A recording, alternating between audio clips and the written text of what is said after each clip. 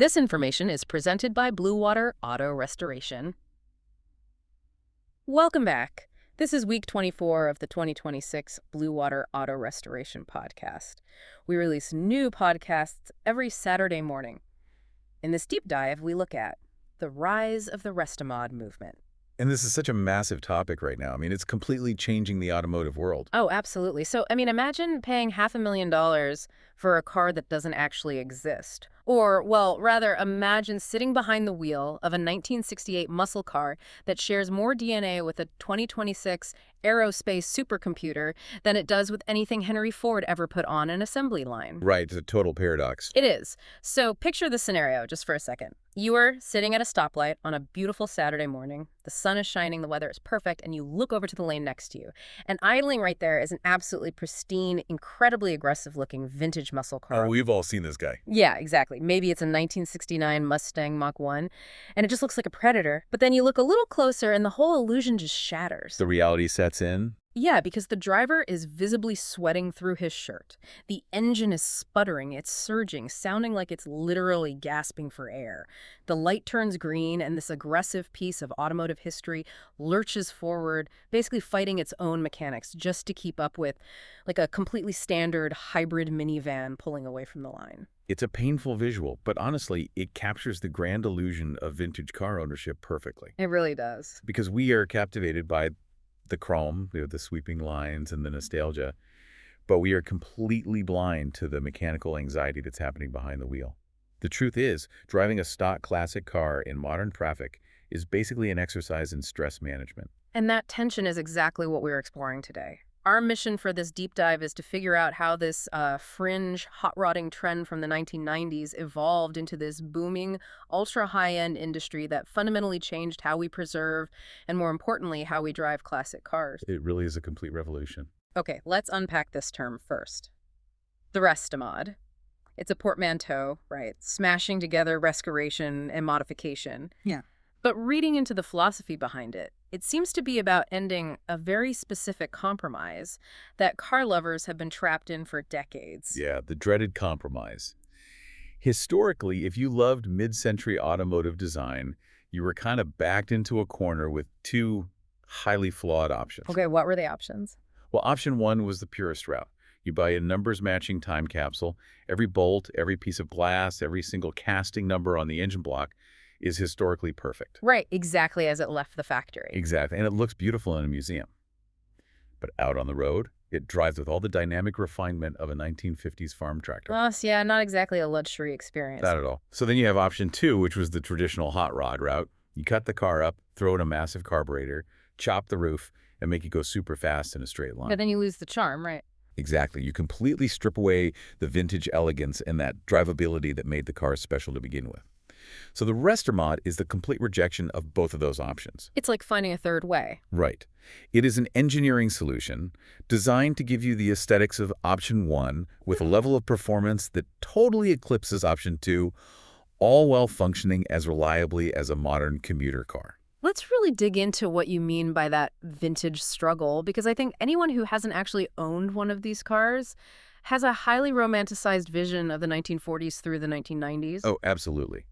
The movies make it look effortless. They do. The image in our heads is, cruising down the Pacific Coast Highway, arm out the window, the V8 is just rumbling. But the reality in the source material is incredibly gritty. We are talking about Weber lock, unpredictable carburetors, and the literal dread of pulling into a gas station, turning the car off, and just praying it starts back up 5 minutes later. It's terrifying. Why were these machines so inherently temperamental? Because I always thought, older mechanical things were supposed to be simpler and more robust. Well, see, simple doesn't necessarily mean reliable under varying conditions.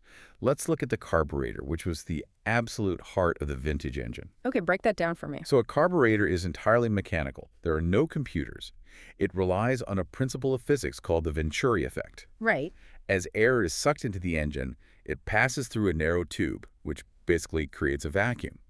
And that vacuum physically pulls liquid fuel out of a little bowl and atomizes it into the airstream. So it's literally just suction pulling gas into the engine. Exactly. Yeah. But the problem is that this mechanical system is completely blind to its environment. What do you mean by blind? I mean, it doesn't know if you're driving at sea level in the dead of winter or if you're climbing a mountain pass in the scorching heat. Oh, right, because the air changes. Yes. Changes in ambient air pressure, humidity, and temperature Hmm. radically alter how much oxygen is actually in the air. Hmm. But the carburetor, it just keeps blindly pulling the exact same amount of fuel. So the mixture gets messed up. Constantly. So the engine runs too rich, which means it's flooding with gas, or it runs too lean, meaning it's starving for it. So you constantly have to manually adjust it with a screwdriver just to keep it running properly as the seasons change? That sounds exhausting. It is. It's a full-time job. And what about vapor lock? I hear that term thrown around constantly by old car guys, usually when they are stranded on the shoulder of the highway with the hood popped. Yeah, vapor lock is a perfect example of old technology clashing with modern realities. Back in the 60s, fuel lines were often routed right alongside the engine block or the exhaust headers. Which get incredibly hot. Super hot. Mm. Now add the fact that modern gasoline at the pump today is blended with ethanol, and ethanol boils at a significantly lower temperature than the pure gasoline we had in the 1960s. Oh, I see where this is going. So when you are sitting in stop-and-go traffic on a hot day, the heat radiating from the exhaust physically boils the modern fuel while it is still inside the metal fuel line. It actually boils. It boils. It turns from a liquid into a gas. And a mechanical fuel pump can't pump vapor. Correct. The pump just spins uselessly, the engine starves of liquid fuel, and the car literally dies right there in the middle of the intersection. That is brutal. It is. You have to sit there, hood open, waiting 45 minutes for the engine bay to cool down enough for the vapor to condense back into a liquid. It completely shatters that fantasy of the Sunday drive. Okay, so the Restomod movement steps in to eradicate this nightmare. And the solution isn't to put a better carburetor on it, right? The solution is to throw the entire mechanical fuel delivery concept into the garbage and replace it with electronic fuel injection, or EFI. Exactly. It is a total paradigm shift. An EFI system is essentially a closed-loop computer network. How does it differ from the carburetor? Well, you have an oxygen sensor tapped directly into the exhaust pipe, and it's constantly sniffing the chemical makeup of the exhaust gas. So it tells the computer exactly how the engine is burning the fuel in real time. Oh, wow. So it actually knows what's happening. Right. The computer then takes data from air temperature sensors, coolant temperature sensors, throttle position sensors, and it calculates the perfect stoichiometric ratio. Then it pulses electronic fuel injectors to spray an exact atomized mist of fuel directly into the cylinders. And it does this constantly. It adjusts this calculation hundreds of times per second. So it doesn't care if it's freezing cold or 100 degrees outside. You sit down, turn the key, or push a button, and the car simply starts. Every single time. Every time. The psychological shift for the driver here must be massive. I mean, if you remove the anxiety of a catastrophic breakdown, the car completely transforms. It really does. It stops being this delicate weekend chore that you only interact with on perfectly sunny days when you have a tow truck company on speed dial. It Yeah. becomes a functional tool. And that psychological freedom is the entire foundation of the Restomod. I mean, if you don't trust a car, you simply won't drive it. Yeah, it just sits in the garage. Right. So by integrating EFI and modern turnkey starting systems, builders are reclaiming these vehicles from the garage and putting them back onto the asphalt where they belong. But wait, I have to play devil's advocate here on behalf of the traditionalists. Doesn't taking out the original quirky the very heart of that machine, doesn't that remove the soul of the car? That's the classic purist argument, yeah. Right. Isn't mastering that finicky carburetor and understanding the mechanical struggle part of the charm of owning a vintage machine? If you just make it drive like a 2026 Honda Accord, haven't you kind of lost the plot? That argument gets to the very definition of automotive soul. A purist will tell you the soul is the original casting numbers on the iron block. But the Restomod community argues something entirely different. What's their take? They argue that the soul of a 1968 muscle car was never about the unreliability of the oil leaks or the vapor lock. The soul of a muscle car was about pure, unadulterated power. It was about going fast and looking cool. Doing it, exactly. It's about presence and intimidation. Back in 1968, the engineers were trying to make the fastest, most reliable car they could with slide rules and primitive metallurgy. They simply didn't have the technology to make 500 horsepower reliable. So by modernizing the internals, you aren't stripping the soul. You are actually fulfilling the car's original destiny. That's a great way to put it. You are giving it the ferocious, reliable power it always deserved, but physically couldn't achieve half a century ago. That is the Restomod philosophy in a nutshell. And to achieve that destiny, builders are turning to what is arguably the biggest revolution in modern hot rodding, which is the crate engine. Let's look at the heart of the beast then, because the numbers here are staggering. A crate engine is exactly what it sounds like, right? Yep, pretty literally. Instead of pulling the old, tired engine out of a classic car, sending it to a machine shop, boring out the cylinders, and trying to rebuild it, which is incredibly expensive and still leaves you with archaic 1960s architecture, you literally pick up a catalog and order a brand new engine. Right. It arrives at your shop in a wooden crate, fully assembled, tested, and ready to drop in. That is wild. It completely democratized reliable horsepower. Yeah. I mean, you're looking at engines like the General Motors LS3 or the Ford 5.0-liter Coyote V8. These are modern engines. Exactly. These are the exact same engines powering modern Corvettes and Mustangs straight from the factory. They benefit from billions of dollars in corporate research and development. But wait, I'm losing the thread a bit on the mechanical side. Why is a modern Coyote V8 fundamentally better than a rebuilt 1960s V8? If they are both 5-liter V8 engines, why does the modern one make 460 horsepower while the vintage one struggled to make 220? It really comes down to volumetric efficiency, or essentially how well the engine breathes. Oh. Most vintage American V8s are what we call pushrod engines. The camshaft, which controls the opening and closing of the valves to let air in and exhaust out, is buried deep in the center of the engine block. Deep inside. Got it. So to open a valve, the cam pushes a metal rod upwards, which rocks a lever at the top of the engine, which then pushes the valve down. That sounds like a lot of steps. It is. There is a lot of heavy moving metal in that valvetrain. And because of all that mass, the engine can't spin very fast without physically shaking itself apart, which limits its RPM and its power. So it's basically a clumsy game of mechanical telephone. The cam tells the pushrod tells the rocker arm pushes the valve. That is exactly the right analogy. Now compare that to a modern Ford Coyote crate engine. It uses a dual overhead cam, or DOHC, architecture. Which changes where the cam is located. Right. The camshafts are moved out of the engine block and placed right on top of the cylinder heads directly above the valves. There are no push rods at all. The cam simply rotates and pushes the valve directly. Well, that makes so much more sense. Furthermore, the Coyote has 4 valves per cylinder instead of 2. And it uses variable valve timing. Meaning the computer controls it? Yes, the computer can physically alter when the valves open and close on the fly, depending on whether you are idling at a stoplight or burying the throttle on a highway on-ramp. It basically optimizes its own breathing in real time. That totally explains the massive leap in performance metrics. We are talking about taking a car that made 200 noisy, leaky horsepower and giving it a turnkey, dead reliable 500 horsepower. And that's just the baseline. Right, because some builders are taking this to an absolute extreme. We're seeing 460 horsepower Coyotes and 66 Mustangs, sure, but we are also seeing massive 707 horsepower supercharged Hellcat engines being stuffed into 1968 Dodge Chargers. And that introduces a terrifying engineering problem. I would imagine. Because you cannot just drop 707 horsepower into a chassis designed during the Apollo missions and expect to survive the test drives. The structural engineering of the 1960s was basically heavy-stamped steel and optimism. Laugh-stamped steel and optimism. But wait, doesn't steel just hold it together? A car's a big metal box. Why wouldn't it handle the power? Because of torsional rigidity. Imagine holding an empty cardboard shoebox. If you grab both ends and twist your hands in opposite directions, the box easily warps and folds, right? Oh, yeah, of course. That is torsional twist.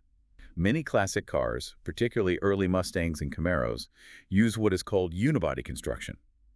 The body panels and the floor pan are welded together to form the structural frame. So there isn't a separate heavy frame underneath. Exactly. So if you bolt a 707 horsepower supercharged engine to the front of that steel shoebox and you put massive sticky modern tires on the back to grip the road, the engine's torque will quite literally twist the entire car. Wait, you mean it will bend the metal permanently? Yes, permanently. Doors won't open. Windshields will pop out of their frames, and the suspension geometry will be completely ruined. That is insane. So how do they stop that from happening? To stop this, builders have to meticulously re-engineer the entire foundation of the car. They install subframe connectors, which are heavy steel beams welded underneath the car, to tie the front suspension section directly to the rear suspension section. To give it a real backbone. Exactly. They weld in roll cages. They build fully boxed frames to reinforce the unibody. The sheer engineering marvel required to make a 20th century shell withstand 21st century rotational force is astounding. It bridges two totally different eras of human engineering in a way nothing else really does. I mean, you have this visual input of sitting behind a delicate chrome-ringed steering wheel, looking out over a massive flat hood from the 1960s. Yep. But the physical sensation, the G-forces pressing you violently into the seat, the instantaneous throttle response, they belong to a modern exotic supercar. It's a total sensory contradiction. And controlling that sensory contradiction requires an entirely different set of modern upgrades. Because going incredibly fast with a Hellcat engine is a fantastic concept, but if you can't stop or turn, that 707 horsepower is just a fast track to a catastrophic accident. Which brings us to the safety and handling revolution. But before we dive into how you actually wrangle all that speed, I want to remind you, our listener, to check out the BlueWaterAutoRestoration.com website. If the idea of marrying classic aesthetics with modern aerospace-level engineering fascinates you, you really need to see the kind of meticulous work being done in this space. It really is an art form. Okay, so let's talk about stopping. Because the reality of driving a stock classic car on a twisty road is terrifying. The braking technology of the era was fundamentally flawed for high performance. So absolutely. The standard braking technology in the mid-20th century was the drum brake. The drum brake. Explain how that works. Imagine a heavy cast iron bowl bolted to the wheel hub. Inside that bowl are two curved metal shoes covered in friction material. When you step on the brake pedal, hydraulic pressure pushes those shoes outward, scraping against the inside of the spinning iron bowl to slow the car down. That sounds reasonable in theory. I mean, friction slows the wheel. What's the problem with that? The problem is physics. Brakes don't just slow a car down. They convert kinetic energy, the momentum of a 2-ton vehicle, into heat. And in a drum brake, all of that heat is being generated inside a closed iron box. It literally has nowhere to go. Oh, because it's completely enclosed. Exactly. Okay. So if you were driving aggressively on a canyon road or going down a long, steep mountain pass, the temperature inside that drum skyrockets. And what happens when it gets too hot? You experience something called brake fade, which is one of the most terrifying things a driver can endure. The intense heat causes the resins inside the brake shoe material to physically boil and outgas. Wait, the brake material boils? Yes, and this creates a microscopic layer of gas between the shoe and the drum. So your brake shoes are no longer touching the metal, they are gliding on a cushion of hot air. Oh my God. You press the brake pedal straight to the floor, it feels completely firm, but the car doesn't slow down at all. That is pure nightmare fuel. So the Restomod upgrade is to strip all 4 of those drums off the car and install giant modern disc brakes. Precisely. A disc brake is an open system. You have a flat metal rotor spinning with a wheel and a caliper that clamps down on it like a vise. And because it's open, the heat escapes. Exactly. Because the rotors are completely exposed to the rushing air, it cools rapidly. Builders are installing massive 14-inch rotors with 6 piston calipers that can shed heat efficiently. This allows you to drag a 3,500-pound classic car down from 120 miles per hour repeatedly without ever experiencing brake fade. So we've solved the stopping problem. Now we have to address the handling because vintage suspension is notoriously terrifying. I mean, everyone describes driving a 60s Cadillac or a Mustang as feeling like steering a boat. Yeah, that boat-like feeling comes from the reliance on leaf springs. What exactly is a leaf spring? A leaf spring is essentially several strips of curved steel bolted together and slung under the rear axle. It is the exact same suspension technology used on horse-drawn carriages in the 1800s. Wait, literally 1800s technology? Literally. And they are fantastic for carrying heavy loads in a pickup truck, but they are absolutely awful for performance cornering. Why are they so bad for cornering? If the spring absorbs the bump, shouldn't it keep the tire on the road? Well, because a leaf spring isn't just absorbing vertical bumps. It is also tasked with holding the entire rear axle in place laterally and horizontally. Ah, so it's doing too many jobs. Exactly. When you apply 500 horsepower to the rear wheels, the tires try to grip the pavement. The rotational force of the axle literally twists the steel Easter ring into an S shape. This is called axle rout. And when it untwists? When the spring snaps back, the tires lose traction and violently hop off the ground. Furthermore, when you go around a corner, the entire axle can shift sideways by an inch or more because the leaf springs flex horizontally. So the wheels are physically moving side to side under the car. Exactly. The car feels disconnected and floating because the wheels literally aren't where they are supposed to be. Okay, that perfectly explains that terrifying wandering feeling. So how do Restomod builders lock that axle down? What is replacing the carriage springs? They install what is called a 4-link rear suspension. This entirely separates the job of holding the axle in place from the job of absorbing bumps. How does that work? You use 4 solid steel tubes with articulating rod ends to physically lock the rear axle to the car's frame. 2 links go over the axle, 2 links go under it. So it creates a cage. Right. This geometry forms a rigid triangle that completely prevents the axle from twisting under acceleration or shifting side to side in a corner. And what handles the bumps then? Then you install a modern coilover shock absorber, which is a dampener with a coil spring wrapped around it. So the axle is locked geographically, but allowed perfectly controlled vertical travel. The geometry completely controls the physics. But, I mean, none of that matters if the steering wheel itself feels like a suggestion box, right?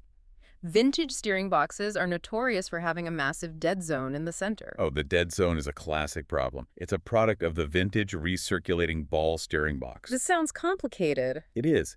Inside that box, the steering column turns a worm gear, which moves a block filled with ball bearings, which then turns a sector shaft connected to the steering linkage. Okay, that is way too many parts. Right. There are so many moving parts, gears, and linkages that microscopic wear in every single component adds up to massive slop at the steering wheel. I've always thought of it like trying to draw a highly detailed, precise portrait, but you are forced to use a pencil that is 3 feet long. Any tiny movement of your hand is magnified into a sloppy, inaccurate line on the paper. That's a perfect analogy. You can turn the wheel 2 inches to the left on the highway, and the car just keeps going straight. It requires constant, exhausting micro-corrections just to stay in your lane. So to fix this, builders throw the entire steering box in the trash and install a modern power rack and pinion system. Rack and pinion. How is that better? The steering column connects directly to a small pinion gear, which physically meshes with the tooth rack connected directly to the front wheels. There are virtually no intermediate linkages. Oh, so it's a direct connection. It translates the movement of your hands instantly to the tires. It is the equivalent of dropping the 3-foot pencil and drawing with a fine-tipped stylus. Now, this brings up a really crucial concept. With all these modern parts, the EFI, the disc brakes, the coilovers, the rack and pinion, you are fundamentally altering the DNA of the classic car. Yes, you are. And the danger here is that you go too far and you end up with a car that feels sterile. There's this phrase that gets thrown around in the community, refinement without numbness. What is that sweet spot they were trying to hit? The sweet spot is really the holy grail of a great Restomod. Because if you drive a pure, unmolested 1965 car, it is a sensory overload.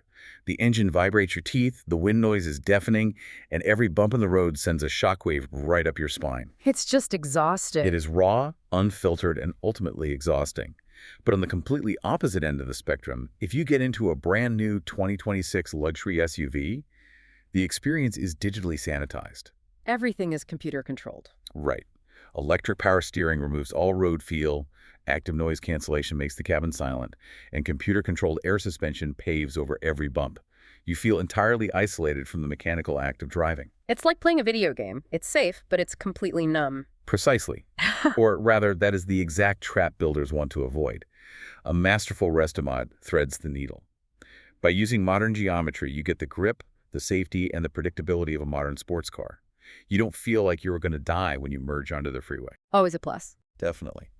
But because you are still sitting in a lightweight stamped steel body without thousands of pounds of sound deadening and digital interference, you maintain that vital analog connection. You still feel the car. You still feel the mechanical vibration of the V8 at idle. You still feel the texture of the asphalt translating through the steering wheel.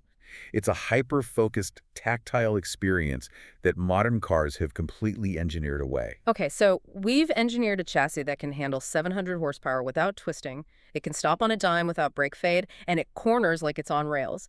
But we still haven't addressed the human element. Right, the interior. Because if the cabin is 110 degrees in the summer and you are sliding sideways off a flat, slippery vinyl bench seat every time you take a corner, you are still not going to want to drive this masterpiece. How are builders solving the interior penalty box? Hiding the 21st century inside a mid-century cabin is where the true artistry of these boutique builders shines.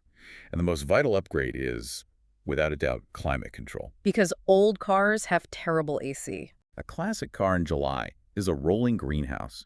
The original air conditioning systems, if they even had them, relied on massive parasitic compressors that robbed the engine of horsepower and utilized terribly inefficient condensers that couldn't cool the air effectively. And the heaters in the winter were just as bad. You'd have a scalding hot footwell and a freezing cold windshield. Exactly. The solution today is to install fully integrated modern climate systems like those from Vintage Air. They use compact, highly efficient modern compressors and electronic servo motors to route the air perfectly. It turns the cabin from an endurance test into a genuinely comfortable environment. But the comfort extends to the ergonomics as well. Let's talk about the seats. Because sitting in an old muscle car literally feels like sitting on a living room sofa. There is zero lateral support. And lateral support becomes critical when your upgraded suspension allows the car to generate over 1 G of cornering force. Because you'll slide right off the seat. Right. If the seat doesn't hold you in place, you are using your arms to hold your body weight against the steering wheel, which completely ruins your ability to steer smoothly. That makes total sense. So builders are ditching the flat vinyl benches and integrating high-performance, bespoke seating, often highly modified Recaro frames wrapped in custom leather. We are talking about the difference between a cheap $400 catalog seat and a $7,000 bespoke throne that aggressively bolsters your ribs while remaining comfortable for a 3-hour tour. And they are bringing the safety standards up to par as well, right? They're tossing out the old lap belts, which, let's be honest, in a crash, just act as a hinge to send your face right into the metal steering wheel. Yeah, lap belts are incredibly dangerous. So they engineer structural mounting points to install modern 3-point retractable seatbelts. But for me, the absolute coolest interior trick is the audio integration. Well, the deceptive audio engineering is brilliant. It really is, because a modern touchscreen infotainment system bolted into the middle of a 1965 dashboard looks hideous. It completely shatters the vintage illusion. It's a dinosaur. So builders are using units like the Retro Sound. When you look at the dashboard, the stereo physically appears to have been manufactured in the 60s. It has the authentic chrome knobs, the analog-style mechanical push buttons, and the classic faceplate. It perfectly matches the aesthetic of the gauges. Right. But hidden entirely behind that analog mask is a modern motherboard streaming high-fidelity audio via Bluetooth from your smartphone. And they pair that with modern acoustic engineering. Because a vintage car is essentially a resonant tin can. What do you mean by that? Sound waves from the road and the exhaust bounce off the bare metal floor pan and amplify. It's incredibly loud. Yeah. So builders spend thousands of dollars lining the entire interior cabin with modern acoustic decoupling materials. Like sound deadening mats. Exactly. Thick butyl rubber and closed cell foam to absorb those frequencies before they ever reach your ears. You get a cabin quiet enough to take a hands-free phone call at 80 miles per hour, all while looking at a dashboard that belongs in a museum. It is the ultimate sleight of hand. Now, to ground all these high-concept engineering feats, the crate engines, the four-link geometry, the acoustic decoupling, we need to look at a practical application. If there is one specific vehicle that undeniably serves as the poster child for the entire Restomod revolution, the undisputed king, it is the 1965 to 1973 Ford Mustang. Without a doubt. Why did the Mustang become the blank canvas for this entire industry? Well, the dominance of the Mustang comes down to a perfect storm of structural engineering, cultural resonance, and aftermarket economics. Let's start with the structure. The Mustang was one of the early pioneers of unibody construction for mass-market performance cars. Right, which we talked about earlier. Unlike older body-on-frame designs, where the body is literally bolted on top of a heavy steel ladder frame, the Mustang's shell is the frame. And while we discussed how that unibody can twist under massive power, once you understand how to reinforce it with subframe connectors, it is actually incredibly lightweight and rewarding to tune. And the economics of it are wild. The sheer volume of Mustangs produced means the aftermarket part support is unparalleled in the automotive world. I read somewhere that you can essentially build an entire 1967 Mustang out of a catalog without ever using a single piece of original Ford steel. That's entirely true. You can buy a brand new, officially licensed reproduction body shell, stamped from modern rust-free steel, drop it in your garage, and just start building. That part's availability dramatically lowers the barrier to entry for builders. But beyond the mechanics, we really have to acknowledge the aesthetic brilliance of the original design. The styling is iconic. The Mustang's proportions, the long hood, the short rear deck, the muscular haunches, they possess a timeless geometric perfection. It's true. If you take a classic 1950s Chevy Bel Air and try to put massive 20-inch wheels on it with low-profile tires, it looks ridiculous. It looks like a cartoon car. Like a Hot Wheels car, yeah. Exactly. But inexplicably, when you widen the fenders of a 1969 Mustang and tuck modern 19 or 20-inch wheels under it, the design language absorbs it perfectly. It looks like it was designed yesterday. That aesthetic flexibility is why the top bespoke shops have developed a highly specific, proven recipe for the ultimate Mustang Restomod. What's the recipe? You start with that reinforced unibody shell. You install a tubular independent front suspension, which completely eliminates the bulky original shock towers to create more room in the engine bay. To fit a bigger engine. Exactly. That extra room allows you to drop in a massive Ford crate engine, often the Gen 3 Coyote or even the monstrous 7.3-liter Godzilla V8. You pair it with a modern 10-speed automatic or a Tremec 6-speed manual transmission, and you wrap the entire thing in a meticulously painted, subtle Y-body kit. And we can't ignore the pop culture weight driving this specific car. The Mustang community is a massive cultural force. Events like the Carlisle Ford Nationals draw over 100,000 passionate fans. It's a huge community. And within that culture, Hollywood has cemented certain looks into our collective consciousness. Everyone wants to build their own version of the aggressive 69 Mach 1 or recreate the metallic gray Eleanor fastback from the movie Gone in 60 seconds. The Mustang represents the true democratization of this movement. In 1964, Lee Iacocca designed it to be the people's performance car. It was affordable, stylish, and accessible to the working class. And it still is, in a way. Today, it serves the exact same role in the Restomod world. It scales perfectly. You have home mechanics welding in their own suspension upgrades on a tight budget in a two-car garage, and you have elite boutique shops charging $500,000 for carbon fiber-bodied masterpieces, all using the exact same foundation. Now, with these incredibly invasive cut-and-weld modifications becoming the standard, we have to look at how the traditional collector car market has reacted. Because for decades, taking a cutting torch to a classic Mustang was considered outright sacrilege by the purists. Has the financial market punished these modified cars? Quite the opposite, actually. We have witnessed a complete inversion of the classic car market over the last decade. Historically, the absolute pinnacle of value was the survivor or the numbers-matching restoration. Right, the museum pieces. The purists were obsessed with provenance. They would scrutinize the chalk marks left by the assembly line workers in 1969. They demanded original, date-coded glass. The entire goal was to preserve the car exactly as it left the factory, flaws, terrible brakes, vapor lock, and all. But the people writing the big checks at the auction houses today have changed. The demographics have shifted away from the boomers who idolized those original chalk marks to Gen X and millennial buyers. And these newer buyers value their time and their physical experience over museum provenance. Exactly the point. A 45-year-old tech entrepreneur doesn't want to spend his Saturday morning adjusting dual-quad carburetors with a feeler gauge, smelling like raw fuel. No, of course not. He wants to turn the key, blast the air conditioning, and carve through a canyon road with flawless reliability. Because of this demand, the financial values have skyrocketed. The market flip is staggering when you look at the auction blocks. A beautifully restored, highly original 1967 Mustang Fastback, a car that meets all the purist criteria, might cross the blocks somewhere between $80,000 and $120,000. That is a massive amount of money. It is, but it pales in comparison to the Restomod market. That exact same 1967 Mustang, if sent to a top-tier builder, stripped to the bare metal and reimagined with a Coyote engine, fully independent suspension, and a bespoke leather interior, will easily fetch $300,000 to $600,000 at auction.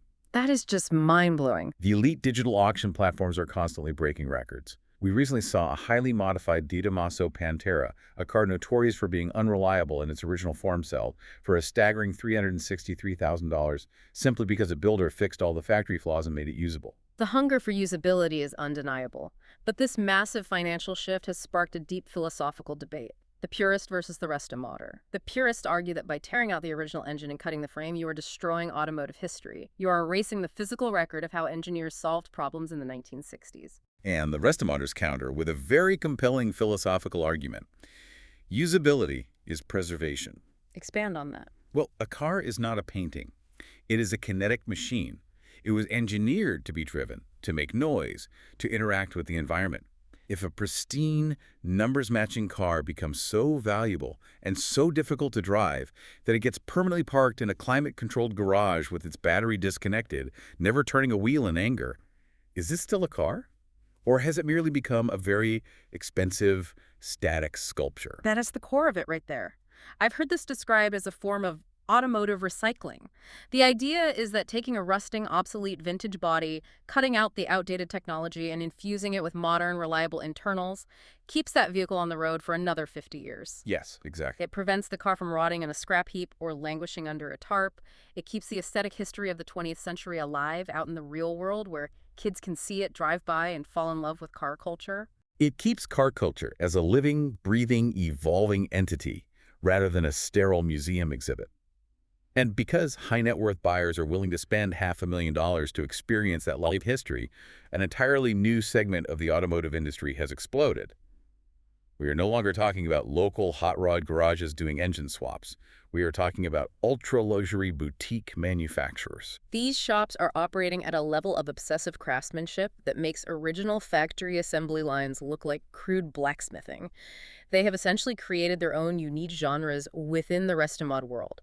The absolute pioneer of this hyper-obsessive boutique approach is Singer Vehicle Designs. Singer changed the entire landscape. They don't just modify air-cooled Porsche 911s, they completely reimagine them. Oh, so? They strip original Porsche chassis down to the bare metal and then replace almost every exterior panel with aerospace-grade carbon fiber to save weight.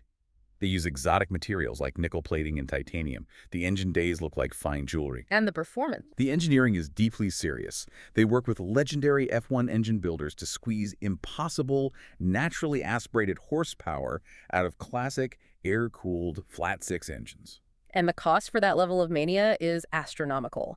A Singer build routinely eclipses $1 million, and the waiting list is years long. But it's not just sports cars. A company called Icon 4x4 took this exact same obsessive philosophy and applied it to rugged utility vehicles. Icon is fascinating because they identified a completely different type of nostalgia. They take vintage Ford Broncos and classic Toyota FJS vehicles originally designed for agricultural work and military use and elevate them to luxury-tier overlanding machines. So they make tractors into luxury cars. Essentially, yes. They 3D scan the original frames, re-engineer the suspension for massive off-road articulation, and drop in modern Hemi V8s. But what sets them apart is the tactile interior. They machine their own custom dashboard knobs out of billet aluminum. They use architectural glass and marine-grade leathers.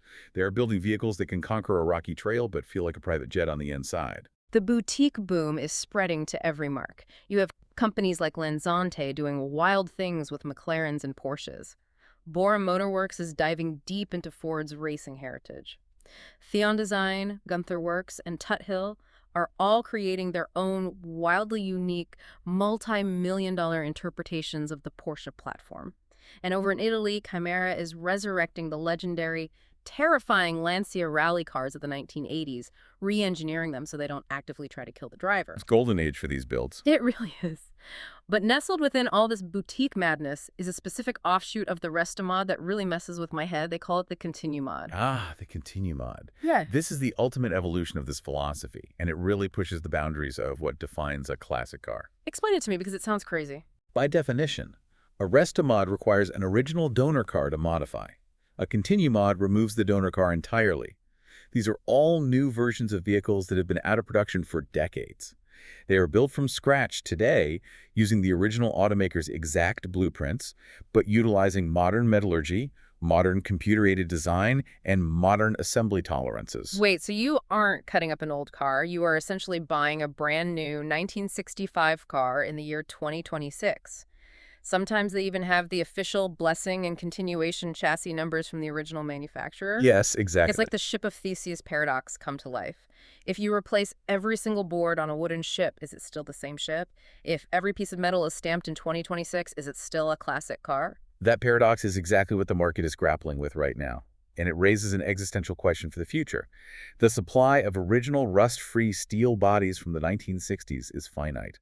They simply aren't making any more original 1968 Chargers. That's true. They are a dwindling resource. As those donor cars get chopped up, crashed, or locked away in collections, the raw materials for traditional Restomods will eventually dry up.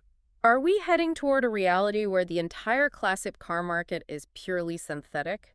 Will the future of classic car culture just be newly manufactured continuations built from digital files? Is highly probable. As original chassis become too rare and too expensive to justify cutting up, the economics shift heavily in favor of the Continue mod. We're already seeing the transition. When builders can order a perfectly straight, brand new steel shell that is stronger and lighter than the original, the need for the original historical artifact vanishes. The aesthetic survives, but the physical history is entirely modern. So what does this all mean when we step back and view the entire landscape? From the physics of the crate engines to the acoustic decoupling of the interior, from the massive auction prices to the million-dollar carbon fiber Porsches, the Restomod represents the absolute peak of automotive freedom. We are no longer bound by the technological limitations of the era a beautiful car was designed in. Right, you get the best of both worlds. The Restomod allows you to be the architect of your own nostalgia. You get to extract the physical art of the past, the sweeping lines and the chrome, and power it with the undeniable aggressive reliability of the future. You get to have your cake, and you get to confidently drive it at 150 miles per hour, too. It really represents a profound shift in how human beings interact with historical artifacts. It isn't about preserving the past in amber. It is about aggressively adapting the past to survive in the modern world. And that actually leaves me with a broader thought to consider. Oh, what's that? As our society races toward a future that is increasingly digitized, heavily electrified, and eventually entirely autonomous, will this Restomod philosophy evolve beyond the automotive world? What do you mean by that? Well, consider the core idea. Taking a beautiful, tactile vintage aesthetic and infusing it with a modern, reliable, unseen mechanical soul. Could this become the blueprint for how we approach preserving all aging technology and architecture? Oh, I see where you're going. Instead of tearing down mid-century infrastructure or discarding analog industrial design, could the Restomod approach be the key to preventing us from losing our mechanical history to the scrap heap of obsolescence? That is a brilliant concept. Are we going to start seeing Restomoded 1920s architecture fully integrated with invisible smart grid tech? Are we going to see Restomoded mid-century mechanical espresso machines powered by hidden digital pressure sensors? It proves that we don't have to throw away the beauty of the past just because the mechanics are outdated. Exactly. It's about preservation through adaptation. It all comes back to that visual we started with. The guy sweating at the stoplight in the sputtering Mustang. The Restomod ensures he never has to sweat again, he never has to smell like unburned fuel, and he never has to lose a race to a minivan. Just a quick reminder, our podcasts are available on Spotify, YouTube, Apple Podcasts, or SoundCloud.